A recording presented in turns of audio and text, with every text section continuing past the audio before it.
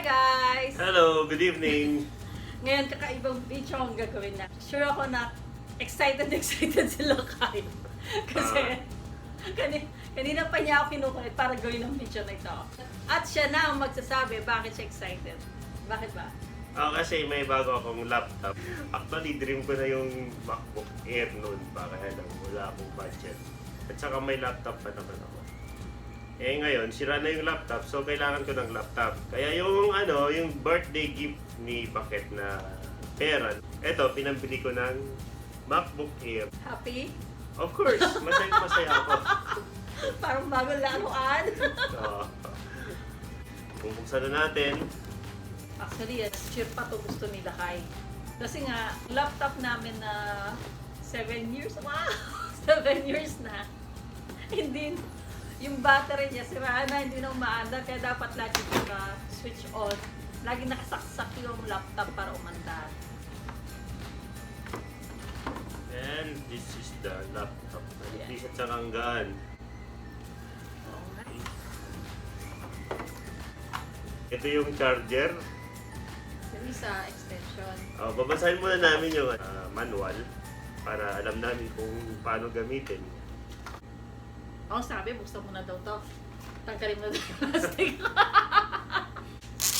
Parang ayoko munang tanggalin kasi baka madumihan.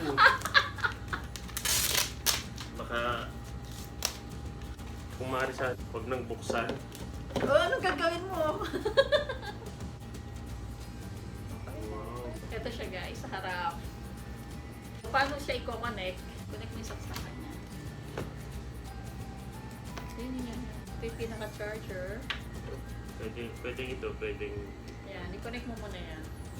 Ay, galing ha. Para may magnet. Magnetic. Paano Magnetic tatanggalin? siya. Ayun. Sige, balik mo ulit. Magnetic Wow. siya. Wow! Talagang ngayon lang kami nagkaroon.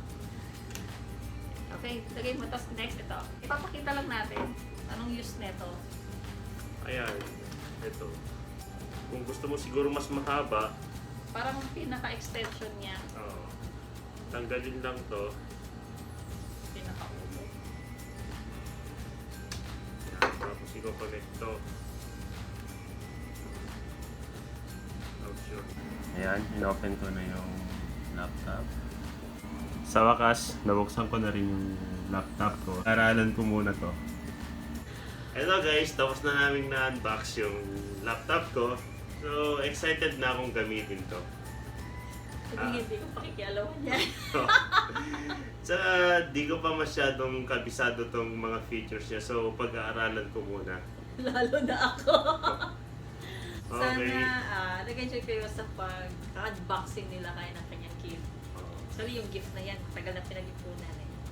Oo. Di ba gaya nga ng sabi ko dun sa previous vlog namin dun sa may budgeting. Yung nag-envelope system ako. Isang envelope doon para sa birthday gift nila kaya. Talaga? Oo, dahil Hindi ko alam para na dyan. bakit. Kasi hindi naman natin kakayanin yan. Ng 1 month lang. Yeah. Kaya kailangan pag-ipunan. Thank you, Bakit. And work it naman kasi masaya ka, di ba?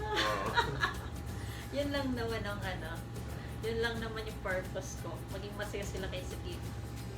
And now, finally, nag-materialize na yung wish niyang gift since last year. Kaya matagal na pag-iipon yan. Buti na lang nakasale. Okay. Sige, thank you again. Thank you. Belated happy birthday. Thank you, I love you. I love you so much. I love you. Bye-bye. Bye-bye. See you next time. Please don't forget to like and subscribe and write your comments below. Till next time. Bye-bye. Bye-bye. See you guys. Thank you. Bye-bye. Take care. Stay safe. Stay at home.